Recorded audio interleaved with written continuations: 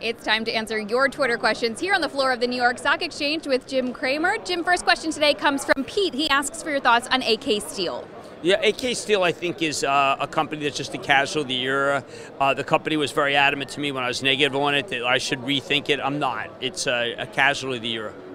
Phil wants to know what to do with Celgene. Should he sell on the run-up or buy more? There's no reason to sell it. I mean, you're getting some numbers that indicate on a 2020 basis, which isn't wrong to look at given the Receptos acquisition, that the stock is still dirt cheap, and I think that you should continue to buy it.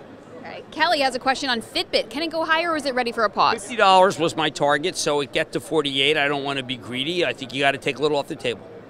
Ari asks what the chances are of a deal between Microsoft and Salesforce by the end of this year.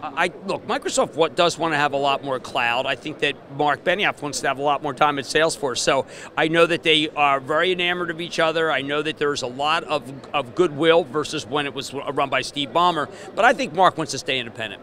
Last question here. I know you're a fan of Disney, so is this viewer, but he asks if Tomorrowland's disappointing performance will weigh on the second quarter, if he should wait to buy more until after the company reports on August 4th. I think that at this point you can wait, but I think that you're splitting hairs.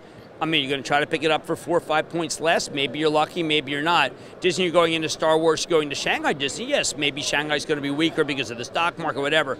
All I ever hear about is that there's something going to be weaker. ESPN, Shanghai, disappointment. And you know what? Every time I hear those things, I say, please come down so we can buy more. All right. Thank you so much, Jim. And if you have a stock question, make sure to tweet it at Jim Cramer using #CramerQ. That's Jim Cramer, and I'm Brittany Humar for The Street.